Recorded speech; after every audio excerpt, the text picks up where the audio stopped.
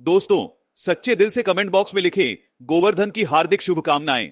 राधे राधे, जय श्री कृष्ण। आज की जो वीडियो का विषय है बहुत ही सुंदर है।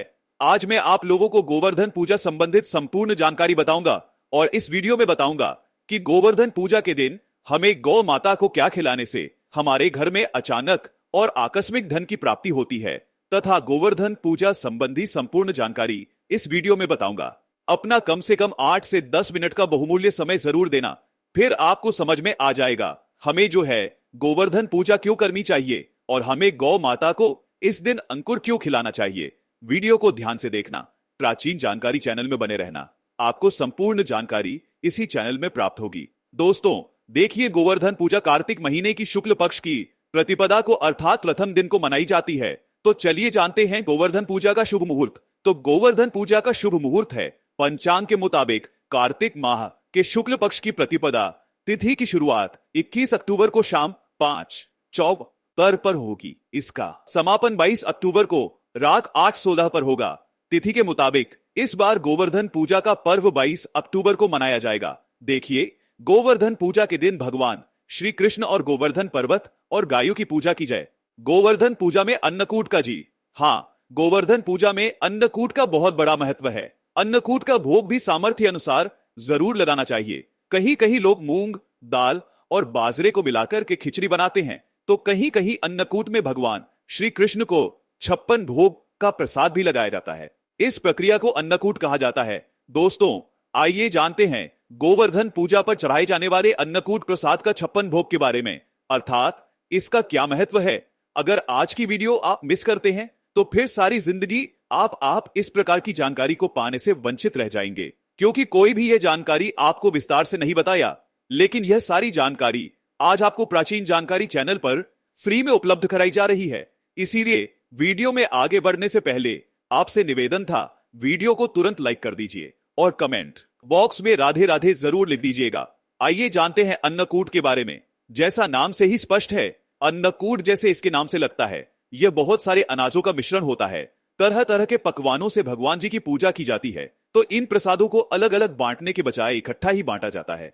भगवान का इस प्रकार का जो प्रसाद है, इसमें कई प्रकार की सब्जी को मिलाकर के आप मिक्स कर सकते हैं, जैसे खड़ी है, चावल है, पूरी है, मूंग की खिचड़ी है, बाजरा है, हलवा है। सामर्थ्य के अनुसार जो भी आपसे बने भगवान के प्रसाद में इस प्रकार की चीजों को मिलाकर भगवान को भोग लगा सकते हैं। आइए जानते हैं अन्नकूट की कथा की शुरुआत। तो कुछ कथाओं में इस प्रसाद के बारे में कहा गया है कि जब भगवान कृष्ण ने देवराज इंद्र के घमंड को चूर करते हुए गोवर्धन पर्वत की पूजा की और इंद्र ने गुस्से ने भारी बहुत ही ज्यादा वर्षा की, तब भगवान श्री कृष्ण ने समुचित वृंदावन वासियों को लेकर गोवर्धन पर्वत के नीचे आ गए थे और इसी पर्वत के नीचे लगातार 7 दिन बिताए थे। इस दौरान सभी ने अपने साथ लाए हुए जो खाद्य पदार्थ, जितने भी वहां के रहने वाले लोग थे, सभी ने खाद्य सामग्री लाए और अन्नों को मिलाकर के बांट करके आपस में खाया। इसका स्वाद इतना ज्यादा अद्भुत था कि इसे खाने के लिए स्वयं भगवान कृष्ण लचा गए थे। बाद में वह अन्नकूट प्रसाद के रूप में गोवर्धन पर्वत को भोग लगा करके खाया जाने लगा। खुद भगवान कृष्ण ने इस प्रिय प्रसाद का हर वर्ष गोवर्धन पूजा करके भोग लगा के अन्नकूट उत्सव मनाने की आज्ञा दी। दोस्तों आइए प्राचीन जानकारी चैनल के इस वीडियो में जानते हैं कि गोवर्धन पूजा किस प्रकार से की जाए। अब आप लोगों को अन्नकूट के बारे में जानकारी प्राप्त हो गई है। अब गोवर्धन पर्वत की किस प्रकार से पूजा की जाए। तो गोवर्धन पूजा करने के लिए आपको सबसे पहले घर के आंगन में गोबर से गोवर्धन का चित्र बनाएं। इसके बाद रोली, चावल, खीर, बताशे, जल, दूध, पान, केसर फूल और दीपक जलाकर के गोवर्धन भगवान की पूजा करें। कहा जाता है कि इस दिन विधि विधान से सच्चे दिल से गोवर्धन भगवान की पूजा करने से साल भर भगवान श्री कृष्ण की कृपा बनी रहती है। चलिए इस वीडियो में मैं आप लोगों को गोवर्धन पर्वत से जुड़ी हुई संपूर्ण जानकारी बताऊंगा। दोस्तों इस वीडियो में मैं आप लोगों को बताऊंगा कि हम जो है गोवर्धन पर्वत की पूजा क्यों करते हैं। साथ ही साथ मैं गोवर्धन पूजा की जो कथा बताऊंगा, इस कथा को अगर कोई भी व्यक्ति सच्चे मन से सुनता है तो ऐसे व्यक्ति के जीवन में चल रही सभी प्रकार के कष्ट तत्काल समाप्त होते हैं। ऐसे व्यक्ति की सभी प्रकार की मनोकामनाएं की पूर्ति होती है। ऐसा माना जाता है इस कथा को अगर सच्चे मन से सुने तो कोई भी आपकी मनोकामना हो, चाहे कितनी भी बड़ी मनोकामना हो, वह मनोकामना की पूर्ति हो जाती है। आइए जानते हैं दोस्तों, भगवान श्री कृष्ण खुद भगवान नारायण का अवतार है, लेकिन क्या आप जानते हैं कि भगवान श्री कृष्ण ने किसको पूजनीय बताया है? गोकुल वृंदावन के लोगों को भगवान श्री कृष्ण ने किसकी पूजा करने के लिए प्रेरित किया था? देवकी नंदन। भगवान श्री कृष्ण ने गोकुल और वृंदावन के लोगों को गोवर्धन पर्वत की पूजा करने के लिए प्रेरित किया था, तभी से भक्तजन इस पर्वत की पूजा करते हैं। तो आज भी ऐसी मान्यता है कि मथुरा के पास में स्थित जो गोवर्धन पर्वत है, इनकी पूजा करने से भक्तों की सभी मनोकामनाएं की पूर्ति होती है। यहां से कोई भी खाली नहीं लौटता। इसी वजह से यहां हमेशा ही भक्तों का देखना जो गोवर्धन पर्वत है, वहां पर काफी भीड़ लगी रहती है।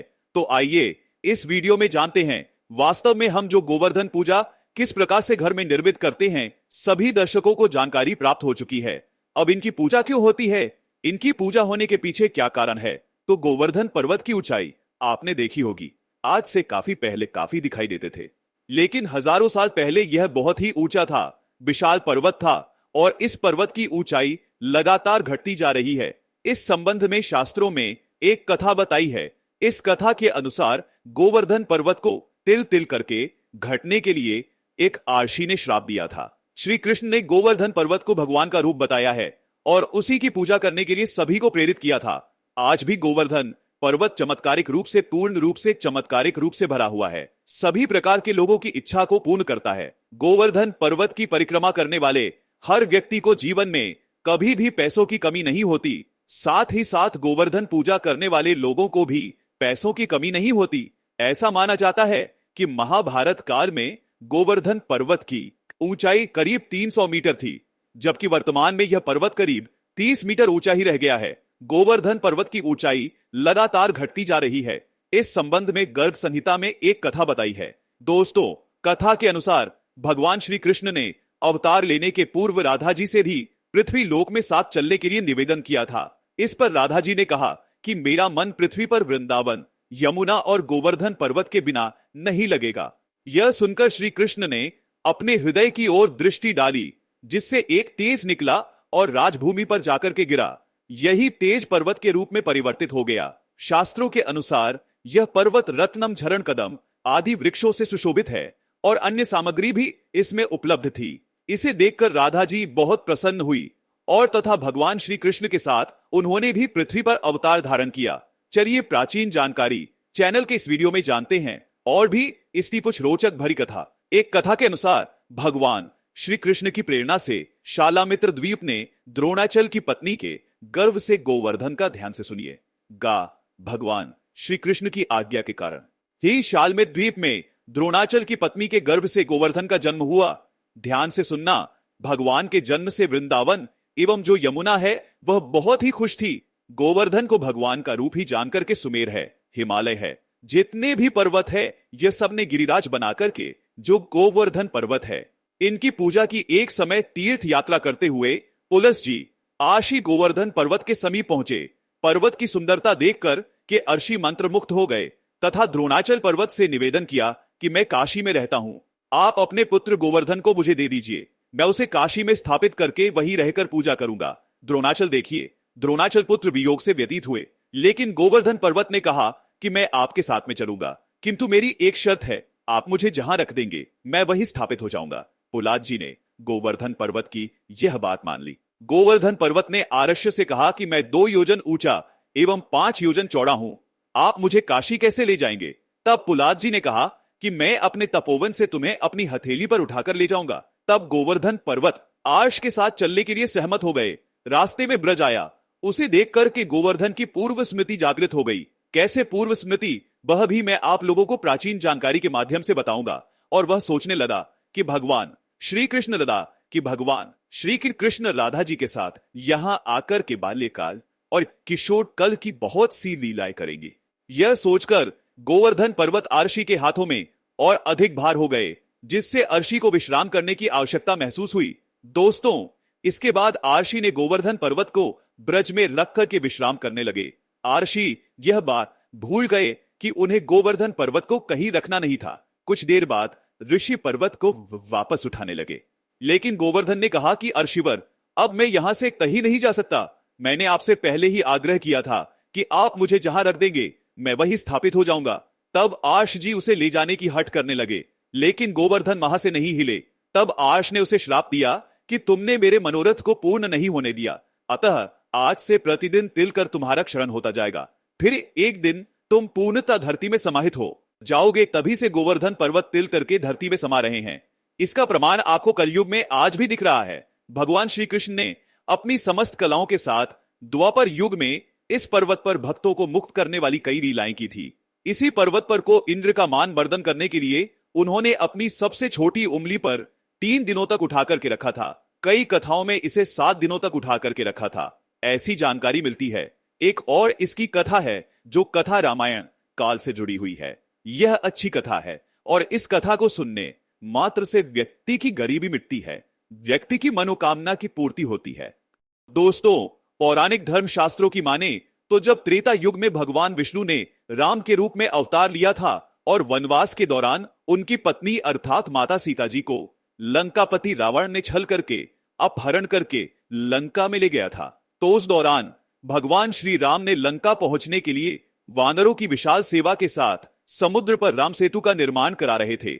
ध्यान से सुनना, कहा जाता है कि इस समय समुद्र में राम सेतु का निर्माण के लिए बहुत अधिक पत्थर और पेड़ पौधों की लकड़ी की आवश्यकता थी। कहा जाता है कि राम भक्त हनुमान जी ने इन्हीं पत्थरों के संग्रह के लिए हिमालय की ओर गए थे और वहां पहुंचकर हनुमान जी ने एक विशाल पर्वत को अपने हाथों में उठा लिया था। तब उसे लेकर हनुमान जी समुद्र की ओर उड़ चले।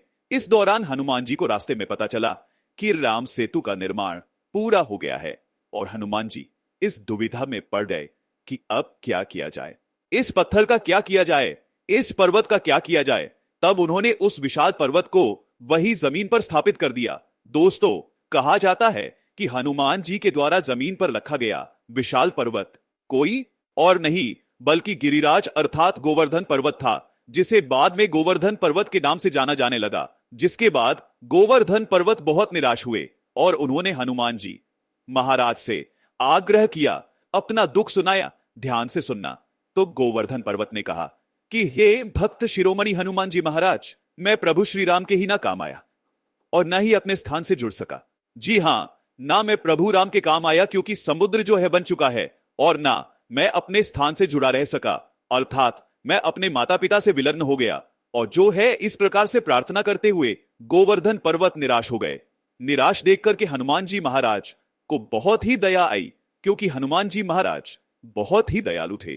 तब भक्त शिरोमणि हनुमान जी ने गिरिराज अर्थात गोवर्धन पर्वत को आश्वासन दिया कि द्वापर युग में जब मेरे प्रभु श्री राम श्री कृष्ण के रूप में आएंगे, तब उस दौरान वह आपके आसपास ही अपनी बाल लीला करेंगे और आपको अपनी उंगली से उठाकर के देव तत्व रूप में प्रतिष्ठित करेंगे, जिसके बाद सभी लोग अर्चना करते रहेंगे। दोस्तों, इसीलिए तो साक्षात गोवर्धन को धन कहा जाता है, जो सोना चांदी हीरा मोती से भी बढ़कर धन होता है। गोवर्धन यानी सबसे बड़ा धन तो यही है। दोस्तों, कहा जाता है कि हनुमान जी के द्वारा की गई भविष्यवाणी को सिद्ध करने के लिए भगवान श्री कृष्ण जी ने इंद्र के क्रोध से लोगों को बचाने हेतु गोवर्धन पर्वत को अपनी उंगली पर धारण किया था। आप सभी दर्शकों को जरूर पता होगा, जो गोवर्धन पर्वत है, इसे भगवान विष्णु जी का स्वरूप भी कहा जाता है, क्योंकि इंद्र ने वज्र के प्रभाव से कई बार गोवर्धन पर्वत को तोड़ने का प्रयास किया। देखिए, अगर कोई साधारण पर्वत होता तो वज्र के प्रभाव से वह टूट जाता, लेकिन गोवर्धन का ही अंश था। ऐसा माना जाता है कि अगर कोई भी व्यक्ति सच्चे मन से इस कथा को सुनता है या फिर गोवर्धन पर्वत की अपने घर में गोवर्धन बनाकर उनकी पूजा करते हैं, गाय को अन्नकूट खिलाते हैं, तो ऐसे व्यक्ति की सभी प्रकार की मनोकामना पूर्ण होती है। ऐसे व्यक्ति के ऊपर में भगवान श्री कृष्ण अपनी कृपा आते हैं। सच्चे दिल से कमेंट बॉक्स में जरूर लिखना, राधे राधे, जय श्री कृष्ण। गोवर्धन की हार्दिक शुभकामनाएं। जय गोवर्धन।